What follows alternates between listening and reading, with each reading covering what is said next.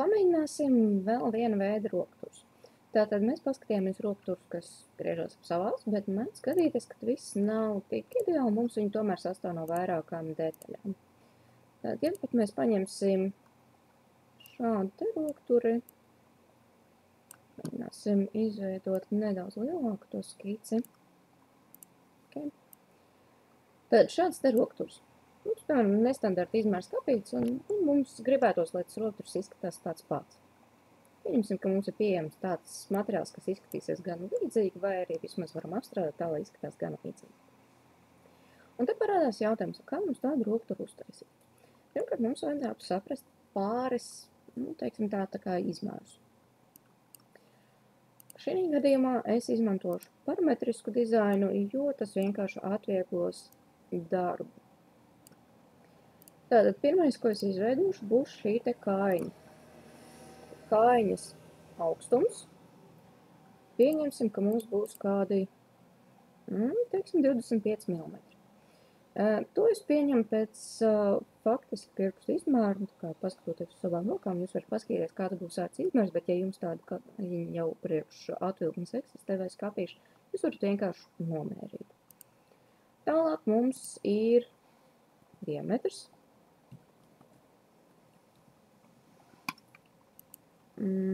Teiksim, kāda 8, 9, 8 smuks skaitlis.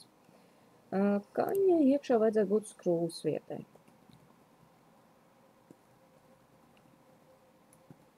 Un tā, protams, ir platums.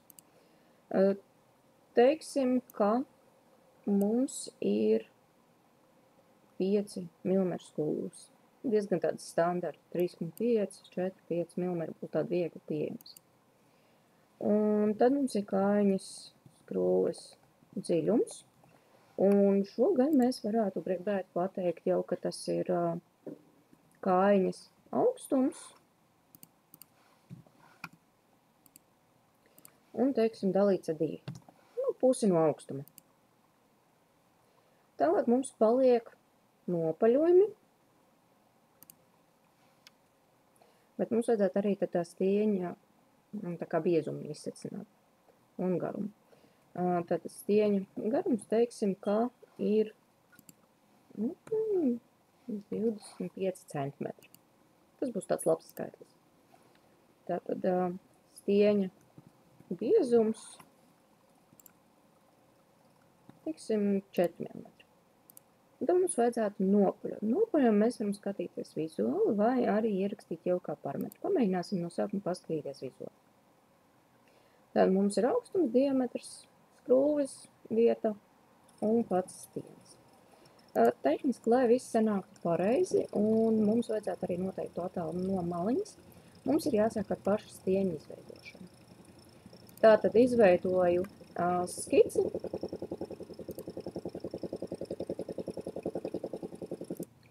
Un es šoreiz neveidošu pa virsmu skicē atkal, es veidošu blakus. Tātad man ir stieņa garums. Un pamanam, ka es neesmu ielikusi stienim tātad šo te platumu. Es pamēģināšu tā kā, uz acīs skatās, ka 10 mm varētu būt. Tad es ierakstīšu 10 mm. Un atceramies, ka tas ir diezgan slikti priekš tā, lai mēs visu veidot parametrisku un pēc tam mainītu.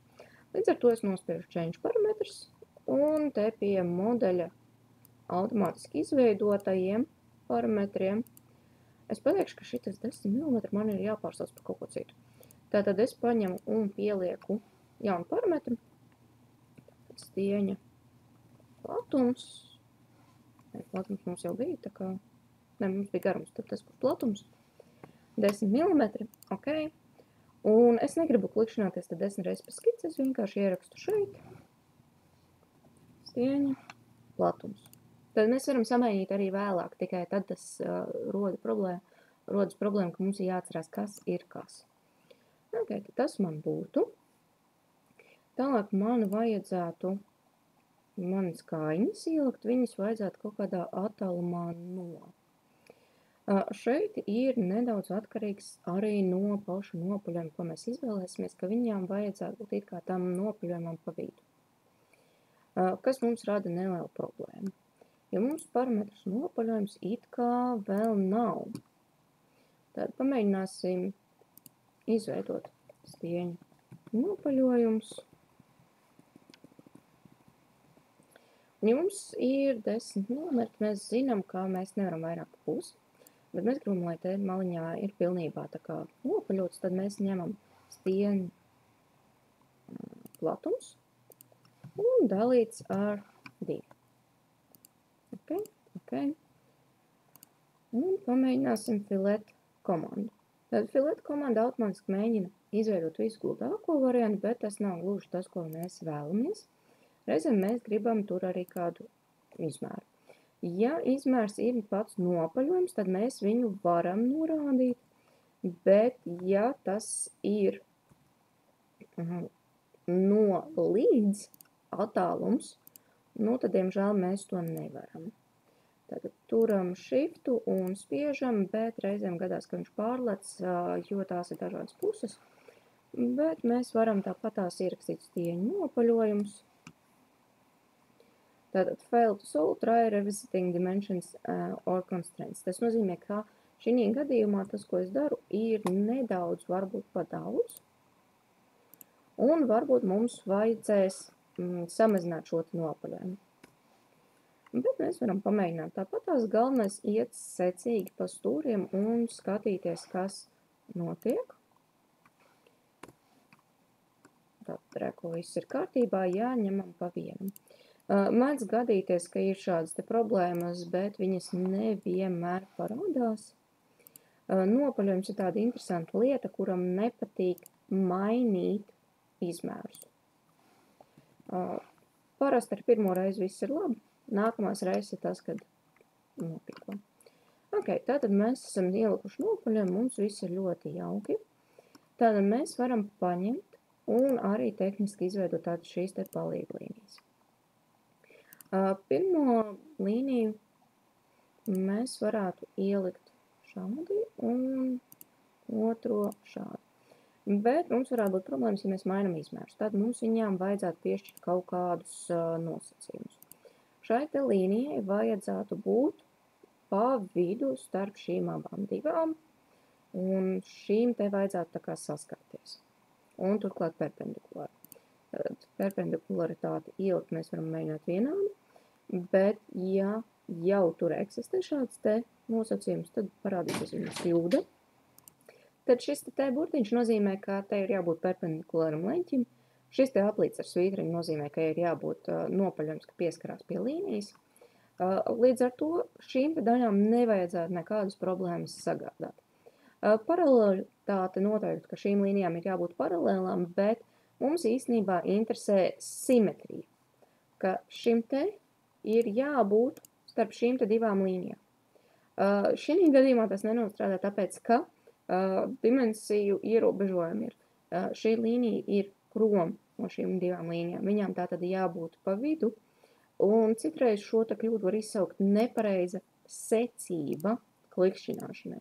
Tad, ja mēs noklikšķinam citā secībā, tad ārējās līnijas un tad beigās vidējā līnija, tad nostrādā un pievienojas šis te ierobežojums, ka šī līnija ir jābūt pa vidu. Attiecīgi es gribētu arī ielikt, ka šis punkts ir faktiski pieskare, bet tādā gadījumā man ir neliela problēma, ka ir jāatrāp šo te punktiņu. Tad no sākuma es gribu atrast punktiņu un tā tikai. Un tad mēs redzam, ka šeit nemaz izvēle tangent nav iespējama, jo faktiski punkts ir atlikts uz līnijas un viņam automātiski tā kā sasaistās, kur ir jābūt. Mēs varam, protams, vēlāk pamēģināt šos te ierobežojumus, bet teorētiski vajadzētu jau strādāt. Tad mēs tālāk paņemam šo te apli, ieklikšinam uz šī te centra punkta, redzam, atkal ir aplīts apkārt, uzreiz rādās. Un tad šeit man vajadzētu kājiņas diametru izmantot. Uzklikšana, un man viņš jau būs. Redzam, ka kājiņas diametrs varbūt nav pats ideālākais, ņemot vairāk, ka tikai 10 mm pats stiens. Bet, ja mēs vēlēsimies, mēs to varam arī vēlāk samainīt. Tad tā būtu viena kājiņa. Mums vajadzētu izveidot arī otru kājiņu. Tad atkal ieliekam punktu. ieliekam līniju, varam uzlikt, ka ir jābūt perpendikulāram, tātad šeit jau uzreiz norēģē, tāpēc, ka būtu pārāk daudz ierobežojumi uz šo te ģeometriju. Viss ir atkarīgs no darbībām un tā, kāda jau ierobežojumi ir. Tātad šī te kļūda parādīsies parasti tad, ja mums jau ir ierobežojums, kurš konfliktētu, ja šī vietā mēs ielikt ierobežojumu un to mēģinātu pamainīt. Lieku kā īstu līniju, atkal kājiņas diametrs un enter. Tālāk atceramies, ka mums ir arī jābūt priekšskrūves caurumam. Tātad tas mums bija, tad paskatīsimies nosaukumu, un skrūves diametrs. Tā, liksim, kājiņas skrūves platums, nevis diametrs, ja? Tātad esam uzmanīgi par to, ka cenšamies tomēr nosaukt lietas konsistenti, lai nav regulāri jāskatās, kā visu sauc. Tātad kājiņas skrūves platums. Enter. Un mums ir pamatā visas detaļas, lai izveidotu mūsu dizainu. Šī gadījumā, lai skice atrastos tur, kur es viņu vēlos, es pašu stieni veidošu uz augšu. Vēl ņemsim vērā, ka vajadzētu tomēr iezīmēt pilnīgi visu, lai neizveidojas caurumu uzreiz. Tad mums ir arī jābūt stieņa biezumam. Ir. Ok. Ieslēdzam atpakaļ skici. Pagriežam no apakšas, un mēs varam arī izvēlēties tikai šo te daļu. Izvēloties tikai šo ārējo daļu tā kā kājiņē, ir risks, ka lūšanas moments varētu notikt pie paša stieņa. No otras puses ir varbūt arī kāds materiāls, kas jau ir gatavs, ko ir tikai jānoslēpina pie stieņa un kur jau ir gatavs šis caurums. Tātad skatīsimies, uz kuru pusi veidosies, bet izskatās, ka ir uz nepareizo. Tātad kājiņas augstums, jā, ir uz nepareizo, varam pielikt priekšā mīnuszīmi un izveidosies uz pareizo pusi. Tad, ja mēs būtu izveidojuši visu ciet, tad mēs šī mirklī no augšas grieztu caurumiņu. Tā kā mums ir faktiski arī paredzēts izmērs, lai mēs to darītu, piepildīšu arī vidiņu un parādīšu atsevišķu to. Tad šī gadījumā man viss joinojas, jo tā ir viena detaļa. Tad šī gadījumā arī man traucēs nedaudz mans modelis, lai noklikšķinātu uz šo vidējo daļu. Līdz ar to izslēgšu uz mirkli modeli, noklikšķināšu un tad izvēlēšos ekstrūdu. Atceramies, ka mums vajadzētu tā kā kaut kādu noteiktu dziļumu, skrūves dziļums, bet tad man viņš veidojas no turienes, un es negribu tomēr šo te offsetu rēķināt. Līdz ar to offsetā mēs uzreiz rakstam kājiņas augstums. Un turklāt mīnusā. Un tad mums izveidosies, ka caurums ir no pareizās vietas. Uzreiz varam redzēt šeit pie kāda funkcijas, ka parādās līdz kurai vietai tas tiks izgriezts. Un pēdējais, kas mums ir palicis, ir nopaļot kājiņu. Tad, kā jau minēju, nopaļams var būt maksimums puse no visa. Bet tad ir šādas te vietas, kā šeit, kur nopaļams nevar būt puse no visa, tāpēc, ka uz šo pusi ir mazāk vietas.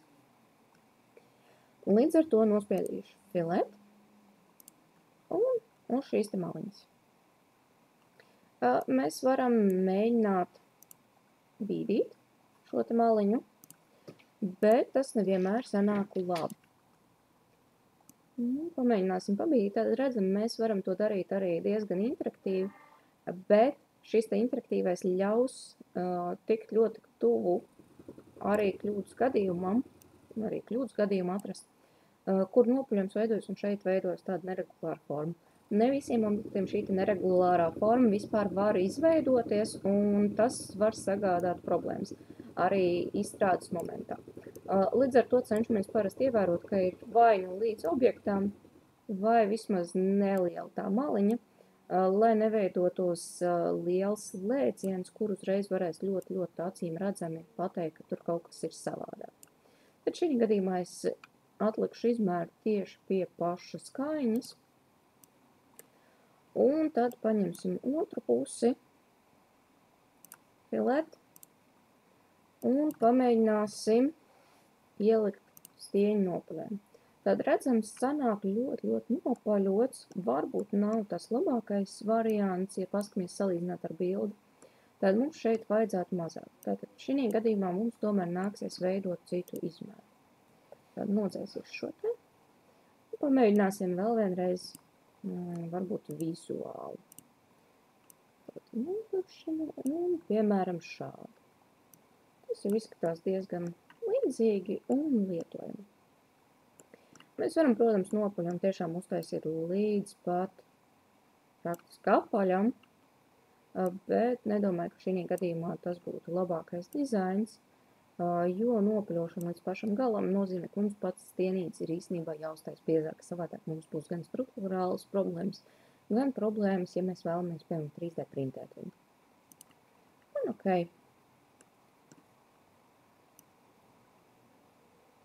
Izslēgšu arī skici.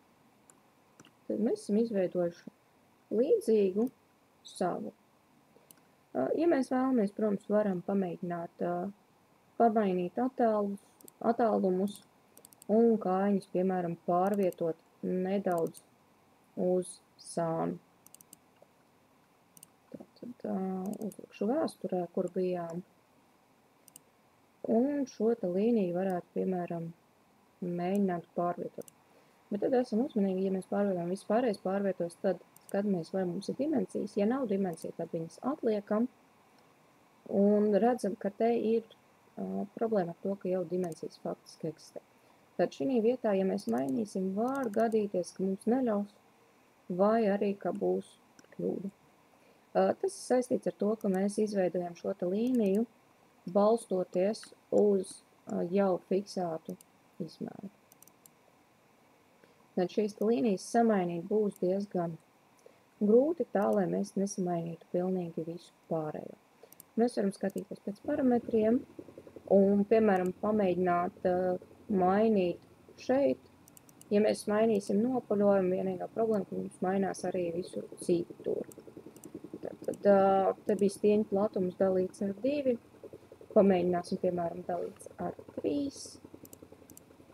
Tāda redzam, tas samazina arī šīs līnijas, tad mēs esam trāpījuši pareizajā parametrā. Ir tikai jautājums, ka mēs palīgu līnijai tik viegli viņu nevaram samainīt vienmēr, jo tas ir atkarīgs, vai šīs dimensijas attēlojas vai neattēlojas. Ir arī gadījumi, kad vienkārši nav iespējams to izdarīt, tāpēc, ka tas varbūt arī kādā mirklī update izraisīts kļūdas. Līdz ar to esam par to nedaudz uzmanīgi, ka, ja mēs redzam, ka ir overconstrained, tad ir kāds cits iemesls, kāpēc mēs nevaram to samainīt. Ir kāda lieta, ko mēs esam samainījuši tā, ka mēs nevarēsim mainīt. Var gadīties arī, ka citreiz ir jāsamaina šie te ierobežojumi, vai viņi ir pat jāņoņem, lai varētu samainīt.